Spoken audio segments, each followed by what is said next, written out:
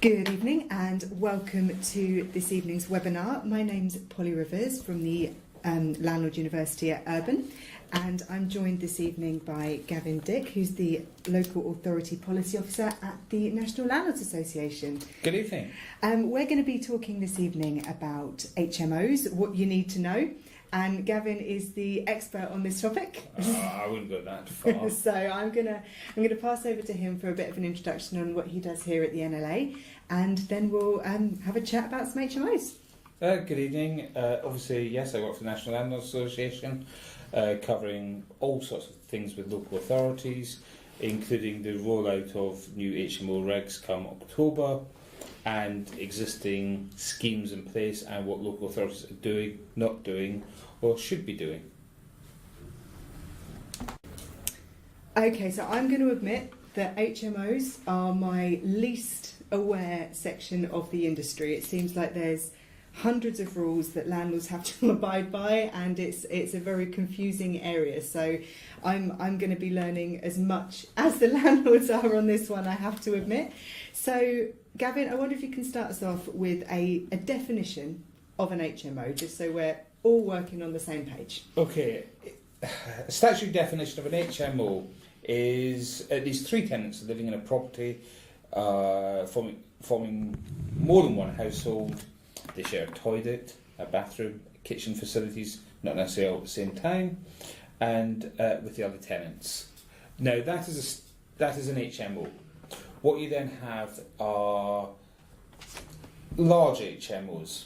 Large HMOs are defined within law under the 2004 Housing Act, and that's when there's 3 stories. So 3 stories high, 5 tenants live there, forming more than one household.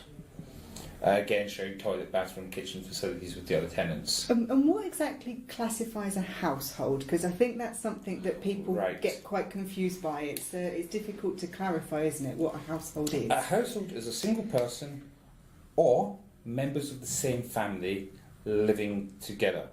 A family includes people who are married or living together. That includes people with same-sex relationship, etc. Relatives or half-relatives. For example, grandparents, aunts, uncles, siblings, so blood relations mostly, step-parents or step-children. Yeah. So they're quite clear what they are. What about if you've got a couple that are living together but aren't married? Would they qualify as a household, or are they not officially together, as it were? They're deemed to be living together, and it's an interesting concept because there's no clarity on how long they have to be together for, what that relationship is. So it's not like common law. Yeah, it's just a grey area. But really what I would imagine a sensible local authority looking at would be if a couple are living together, they're sharing a bill together, they're sharing facilities, they're living together, they are a couple that might not be engaged, but they are living together. They're very much a couple. Yes. So not just early stages of a relationship, but they've moved in together and they are a couple. So again, some local authorities might not want more. Who knows? It all depends on how people view things. I suppose if you're sharing a tenancy agreement, that would be a fairly good indication of what they're doing. That's the word. So that's the 2 definitions. Now, what you've also got is local authorities looking at HMOs from a different perspective. So in HMO, there's the mandatory HMOs, which come under the 2004 Act, which are the 3 stories. That's obviously changing later this year, in October, when it's coming down to no stories. So that's the big change. But for a lot of local authorities, they've got no idea what's happened to their communities. So what's happened, if you go back the last 20 years, you've seen significant change in the marketplace. You've seen a rapid growth of universities. Yeah. No student accommodation really built to support that, but the private rented sector has grown to support those students. So really it's been a fantastic news story from the private rented sector filling the hole in the market which no one had thought of. So people this time of year are off to university for the first time. next year they'll be looking for a house together with a couple of mates, living together, first time living away. Where do they live? Landlords have seen this growth area, thought, oh, I could rent this property out, fantastic, and they've really stepped up. What has actually happened in communities, though, that's changed communities. People want to live in certain areas, they've brought a lot of vibrance to the area, they've actually supported a lot of the local economy. They've brought coffee shops, they've brought pubs, they've brought restaurants into new communities. That has upset sitting communities. Yes. Yeah. And what you've seen is a lot of backlash. And that sort of came around 2009, 2010, when people actually realised actually whole communities had changed. And you've got this term studentification of an area. You do have in the university towns, you do have very set student areas, don't you? Absolutely. You do notice you do see a lot more coffee shops, as you say, a lot more bars, and you kind of move from the family areas into the student areas of town. It's very clear in some towns. I think it is. If you go to most university towns, you'll see a student area. This is a student area, student miles, student whatever. And obviously services have been built up around that. You've seen an increase in bus services in certain areas to cater for the student market.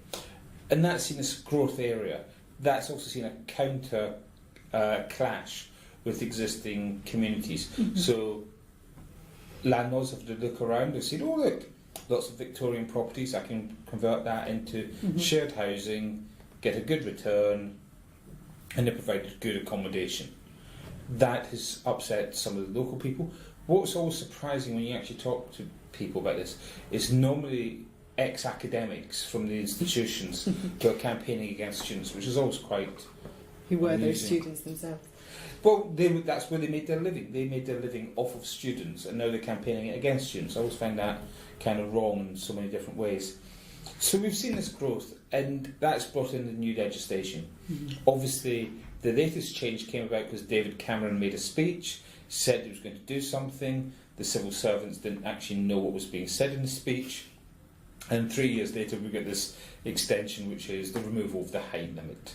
So come October, what we're seeing is 5 tenants living together, forming more than one household with shared facilities, becoming an HMO, which you have to get a licence for. That has been a significant change. Now, this has caused a lot of confusion for local authorities. Fundamentally, what you've seen is previously they'd be able to go around and say, oh, 3 stories, that's kind of easy to spot. You'd think most local authorities could find a 3-storey building. Some have struggled, but quite a lot have managed to find them. But with it now being removed, it's a lot more difficult to establish how many people are living in a property. Well, especially with the living rooms and everything being changed into bedrooms in a lot of cases. It's not as cut and dried as it could be, is it? Yep, that plus extensions, a lot of change. Now you hear of some places saying, oh, we could have up to 5,000 new properties to be licensed, but we don't know where they are or which properties they are because there's no great big database for them to go and check. Or other local authorities going, so these new legislation, what is it? How does it work? Yeah, and they don't have anything in place for landlords to actually register. Are the local authorities as confused as some landlords are? I think yes. They genuinely don't know what's happening. They haven't got the forms ready for landlords. They haven't got mechanisms in place for landlords to apply, which really is kind of shocking in some cases. We've raised the issue with them, but hopefully it'll be dealt with soon. But this puts landlords at a real disadvantage when they're saying, well, I want to get this new licence. How do I do it? How do I do it? And the local authority goes, what licence? Bit of a concern. Yes, so that's the big change that's happening.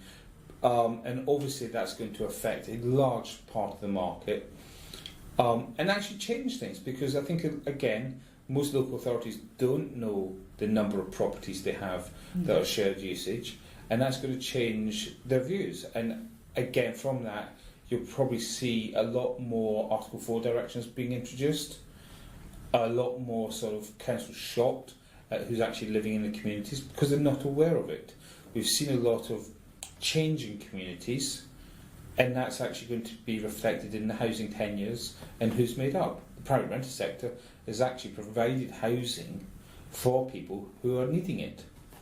You mentioned Article 4. Now, this is Yes. something that crops up an awful lot, certainly in NLA meetings that I go to. I go to quite a few of your meetings around the country, and in certain areas it crops up quite a bit. But it's something that really all HMO landlords should really be aware of, isn't it? And I think it's something that possibly people aren't as aware as they could be. Yeah, an Article 4 direction is a planning term, and it's about changing the permitted development rights that a person has. Mm-hmm. So, in theory, in this country, you have permitted development. I know we've got a housing crisis, a lack of housing build, but allegedly we've got permitted development in this country. Our Article 4 restricts that permitted development, so it's introduced in many different areas and different forms, but it removes planning permission in effect.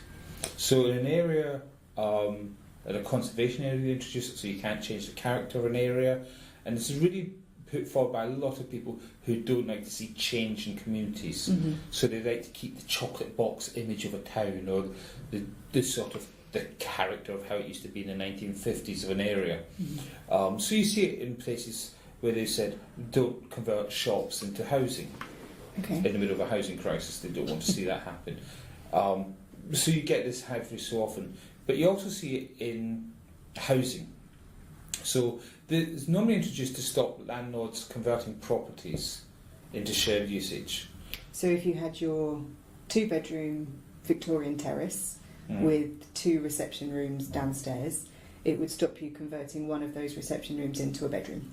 Correct. But what it does, and this is where councils don't really understand what they're doing, is whenever it's introduced, it's always introduced normally saying we want to bring back family housing. That's normally the message they try to put out. Oh, we're protecting family housing.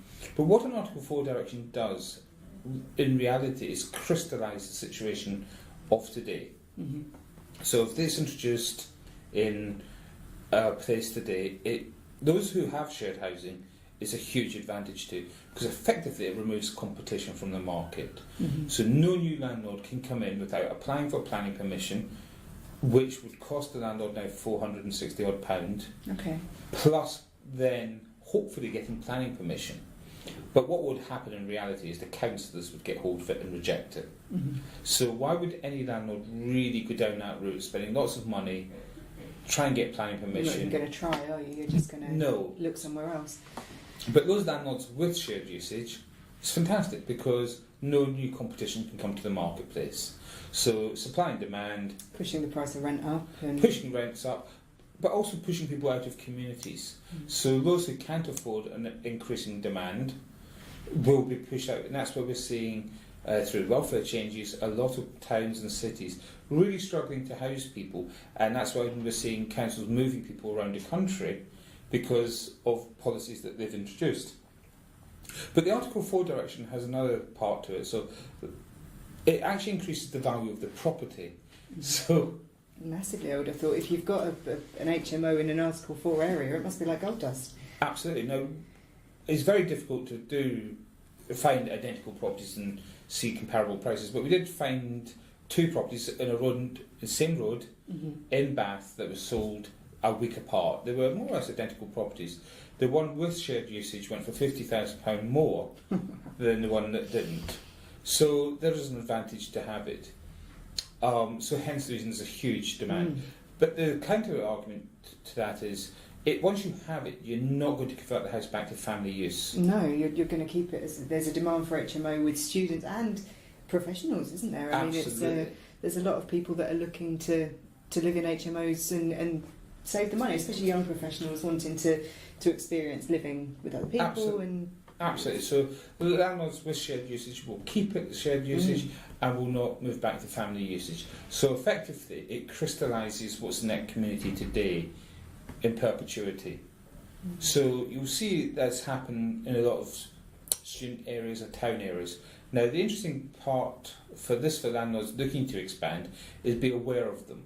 Because if you're doing your calculations and buying a property and you're saying, well, it's a 3-bedroom property, I could rent it out to 3 sharers, I'll get £1,800 a month for that, and there's an Article 4 direction in place, That's The not going to council- happen. It's not going to happen. Actually, all you're going to have is maybe a £1,200 income.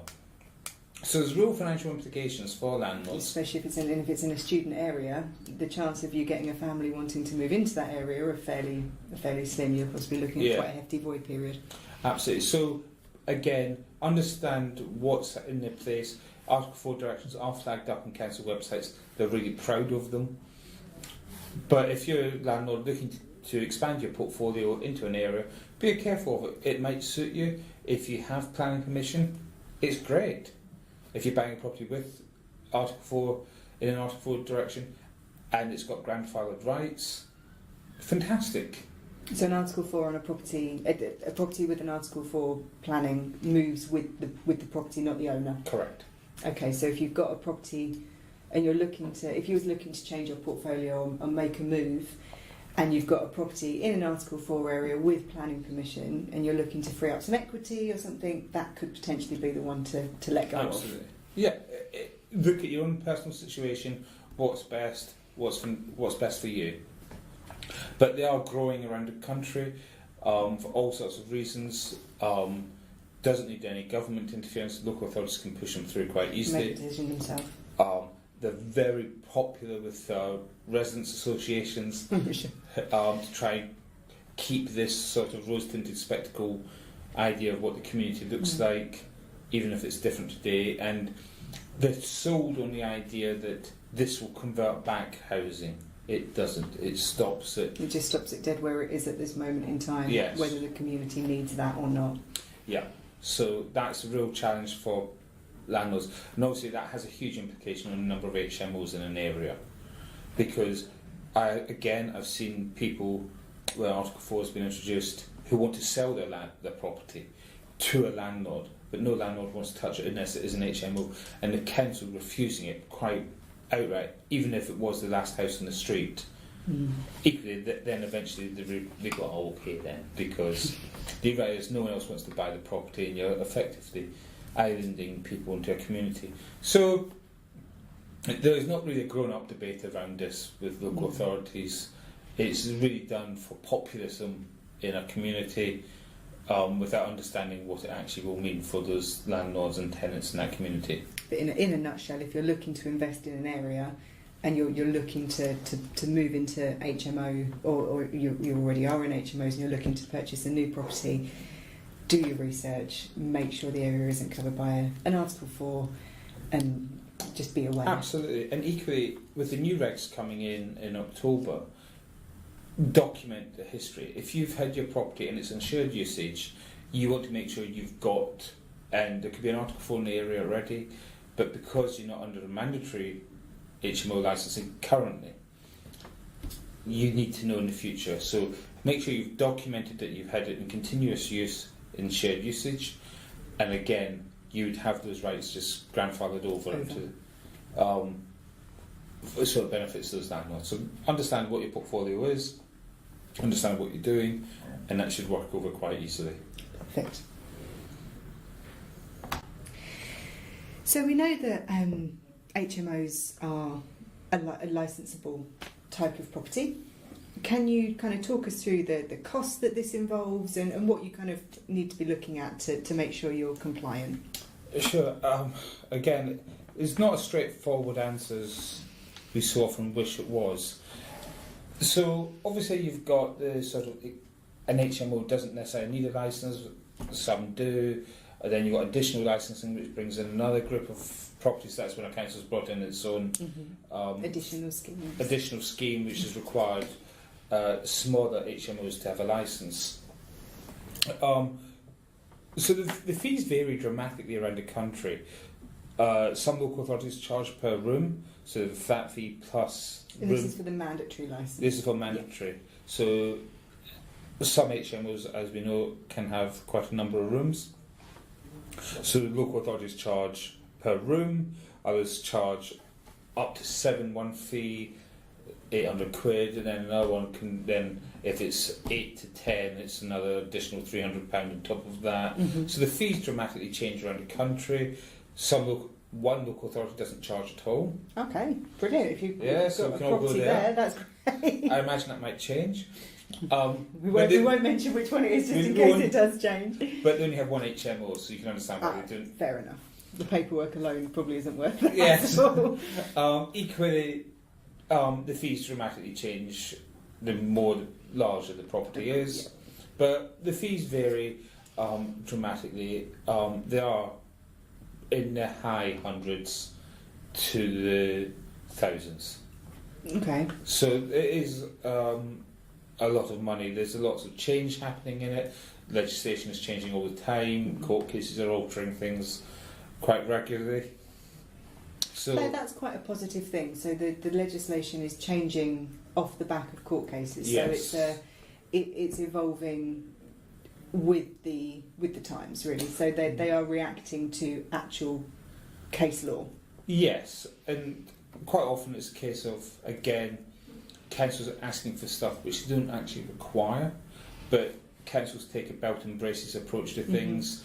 We don't really know what to ask for, they just ask for everything. Then we might need it one day. And this comes back to, what do you need for a licence? So there are basic things a council will ask for. They will want to know that you own the property, if you have a mortgage on the property, and they want to see proof of it. They will have a fit and proper person check for you, which is It's again always a tricky one to. it's a tricky one, but a lot of people say it's more like a reference, but they just want to know what sort of person is running the HMO, whether you've had any formal training, equally if you've had a criminal record. They want to know this information. I mean, it's one of those oddities in that you can't really say it's a bad thing, but equally it doesn't target the criminals, because criminals aren't buying property, they're renting property and then subletting it. So that's a whole new area to go into. But I think that the fit and proper person test confuses quite a lot of people as to what it is and what it's for. But I suppose if you've not got anything to hide, then maybe you could argue that if you own your properties, if it's all kosher and above, it's really just that it's one of those bizarre things. It's a self-certification that you don't have any criminal record related to housing or individuals, so you've not beaten up a tenant in the past and things hopefully like that. you would hope that all the landlords listening tonight would be able to complete their fit and proper person test and pass with flying colours. And so if it's like I always kind of think of it as a reference for landlords, and you would say to your tenants, if you could complete this reference, and hopefully it'll all go through absolutely fine, and fit and proper person test kind of along the same lines. And they'll ask for documents to support things. They'll also ask for things like your EPC. They'll ask for documents like gas safe certificates, etc. These are really to see if the property is meeting conditions. In theory, they're meant to do an inspection as well, or it's an optional, so you might get an inspection as well. The council may refuse a licence if they don't believe that you're going to be able to run the property. They can actually say no. Absolutely. They can say, we don't believe you, Polly, can run this property.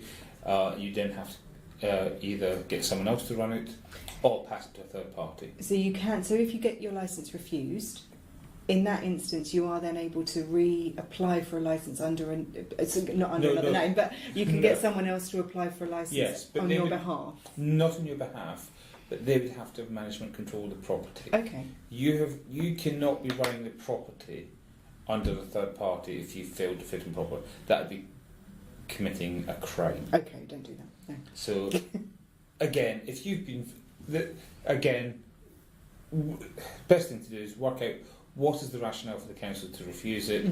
Is it because you haven't provided the right documentation? So they might just say, well, we haven't got all the right documentation, we fail you. Will they tell you where they Yes. failed you? Okay, so that helps, and then you can, if you've not provided, if they require an EPC and you've not provided it, are you then able to provide it and say, really sorry, here you are? Normally, it's a case of asking what they want. They will provide a checklist, go through the checklist, provide the information. It's about actually thinking, what is their rationale for wanting the information? Yes, you may say, actually, they don't need this. Why do they want this information?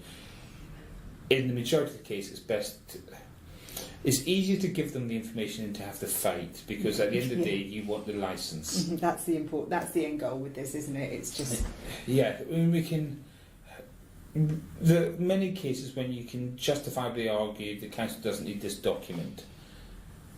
I completely agree, but they've asked for it. They've asked for it. Yeah. Provided the chances are it's going to go into a file which will never be opened again for 5 years. But a local authority will want all this information for some goodness knows reason, because they don't probably know why they want the information themselves, but they think, oh, that sounds a good idea, we'll have that as well. So they'll be asking for stuff. But if you're unsure, go onto your local authority website and have a look and see what they actually want. A lot of the time it's not that onerous, and you have the information at hand anyway. So you apply for a license, you'll get the license. Obviously, if you're not adhering to the rules, so you're not dealing with tenant issues, you're not dealing with antisocial behaviour or waste issues, the tenants aren't doing stuff or doing stuff to the community which the council deems as inappropriate, they'll ask you to deal with it. If you don't seem to be dealing with the issue, they may revoke your licence. Okay, and if they revoke your licence, if you get your licence, that's fine, and then it's revoked, are you ever likely to get a licence again? Again, depends what the reason. If they revoked it for a reason, you can then demonstrate why you've actually reformed that. Yes, they may not. Depends on the local authority. But in a lot of the situations, it's about dealing with the issue that counts. If you've just ignored something, if they say the tenants have just piled up rubbish in the front garden for weeks and weeks and weeks, they're not doing stuff, actually, what that just means is there's a tenant issue here. Yeah. Let's resolve the issue. And that's what the council's looking to see. They actually want you to resolve the issue. Yeah, rather than stop you being a landlord. Yeah. So that's what it really comes down to. If you've had a licence revoked if you've got properties in multiple areas, Yes. multiple counties, local authority areas, and you have a licence revoked in one, what impact does that have on your licences in other areas? You then fill a fit and proper person check. Oh, okay, so that would have if you have a tenant issue that causes a licence revoke in one area, it has a knock-on effect in Absolutely. all of your licensing areas. Just as landlords want to know if the tenants cause problems elsewhere. Councils want to know if landlords have got problems. Yes, elsewhere. and that's where in London you've got Sadiq's Rogue Landlord database, which is fantastic. As we all know, it's up to date with everything. So there is this, and local authorities are getting better at communicating. Working together. Yeah, which is a real challenge, because they don't necessarily always share best practice. They're sharing what they think is what they've done. So they do like to highlight the landlords that have committed problems. This is a very isolated cases.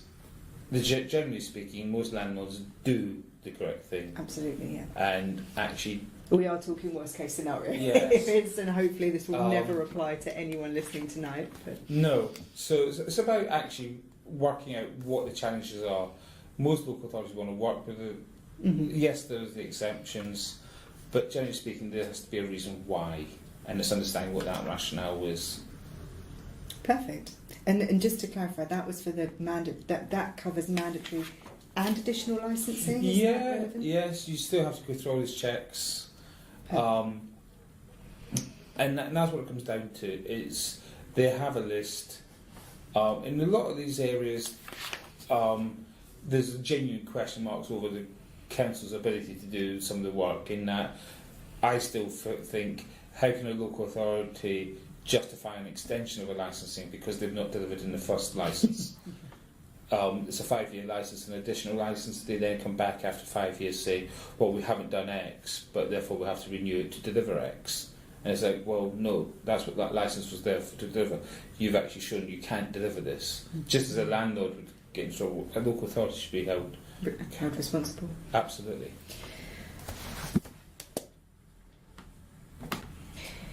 So we know that we've now got a heads up on Article 4, which is something that obviously we now know that we need to be hyper aware of if we're looking to extend portfolios, and we've got a bit more of an idea for licensing. Obviously, we've got the changes coming up in October, which focus mainly around the room size is the big concern for people, which isn't as cut and dried as possibly it could be, is it? No. There's the big. I think there's the sort of the three issues that the three key room sizes that people are worrying about. But we had a chat before, and you said that they're possibly not as simple as they could be. No, I mean, what I'd say is the new room size is coming out 6.51 square metres for one tenant. For one tenant. What I'd say is go onto the NLA website, have a look at it. It's in the members area. How it applies to your properties. Because in some cases, landlords are going to have to re-alter their properties.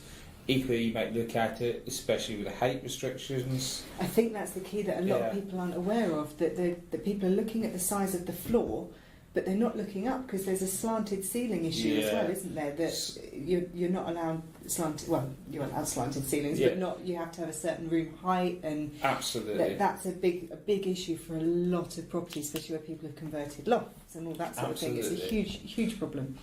So if any doubt at all, go onto the NLA website. There's a whole section on room sizes. We put together a room size planner just to have a look and how it applies to your property. All properties are different. To try and give people ideas on a webinar is now impossible. Mm-hmm. Have a look on the room planner, apply that to your properties and how that works, because it might mean that you actually have more space than you thought. There's certain things that removing simple changes, sort of removing built-in units and things like that could absolutely change your spec. If you've got a room with a wardrobe that sticks out that little bit too far, removing the built-in wardrobe could mean your tenant can stay in their room rather than having to evict them, and that's obviously what everybody is trying to avoid. Absolutely, and I think it's a case of use the room planner, how it applies to your property, and what you can actually do. Yeah. So that's in your member area in the NLA, on the NLA website, and we'll pop the link in the document. There's a lot of changes coming up for HMO landlords, and obviously everything we've discussed tonight. There's some things to consider. Do you think they're still a good investment? Are HMOs still the way to go? For the right person, yes. There's still opportunities there, but it's understanding what you're going into. Mm-hmm. Obviously, if you've got an HMO in an Article 4 direction, absolutely, it's fantastic opportunity for you, because you know there's no competition coming. That's true. The demand is still growing. People need shared housing. Therefore, there's still an opportunity there. So it's understanding what you're going into, do your research, understand what you require from your property, understand if there's an Article 4 direction, if you need a licence, what are the costs, how does it apply to your property. Once you've done that, it's fantastic. Also look at the future demographics of an area. If you know there's a big development happening in the area, you know there's going to be demand for shared housing. Mm-hmm. Look at it. We know the students are still going to university, albeit there might be a little dip this year, which will have a knock-on effect next year. But actually, people are still wanting to live in nice city centre locations. There's still an opportunity for shared housing. All the transport links and everything that are being built, the Crossrail and HS2, all the transport anywhere around those areas, the huge potential for HMOs, isn't there? Town centres, city centres, people still want to live in shared housing. People still want to live in nice areas. Mm-hmm. People still want to live where activities are happening. There's big industry or whatever. Or you think, actually, I know there's going to be a lot of work required in this area. They're building a lot of factories in this area, or warehouses. Mm-hmm. There's going to be demand for workers' accommodation. But so there's opportunities across the whole of the country. It's not going to change. It's not going to change, but understand what you're getting involved in, understand the legislation, understand the requirements. It's all in the members area of the NLA website. Go there, do your research, and happy hunting. So we focused tonight primarily on the licensing and the getting the basic understanding of HMOs. We've not covered. I've not dragged Gavin through kitchens and bathrooms and Fire safety and contracts and all the other elements that appertain to HMOs. We've got the Landlord Safety Summit coming up in January, which will go into a lot more detail on the sort of the safety elements of standard single lets and HMOs. And I believe you've got a lot of information on the NLA website. We've got obviously in the members zone, we've got the members library, a huge amount of literature there about what you need to have, what you don't need to have. And the advice line. And yeah, if in doubt, always call the advice line. Which is probably, if you've got a specific question about your property, the advice line is definitely the place to call. Absolutely. Anyway, because they can talk you through your specific problem. Yeah, absolutely. If you've got certain specifics about a kitchen with the new regs coming in, or a bathroom, or how, etc., or just general fire safety you wish to know, please call the advice line or look it up in the library, or wait till January. But probably if it's an urgent issue, give the NLA team a call. But if you're just looking for a bit more information, as I say, we've got the Safety Summit in January that you can register for it now, and then you'll be reminded 24 hours before the event. So don't worry about forgetting about that. And that is on the, bear with me, I'm just racking my brains, on the 8th of January, I believe, which is a Tuesday at 7:30. So just give us a click and you can register on that just after this event. And any other information is available on the NLA website, or give the advice line a call if you have an urgent query. So thank you so much for joining us. Thank you, Gavin, for your time tonight. All of the information from this evening will be available on the NLA website, and we'll pop a listen back link up on the Landlord University as well for you. So thank you for joining us, and have a great evening. You too. Take care.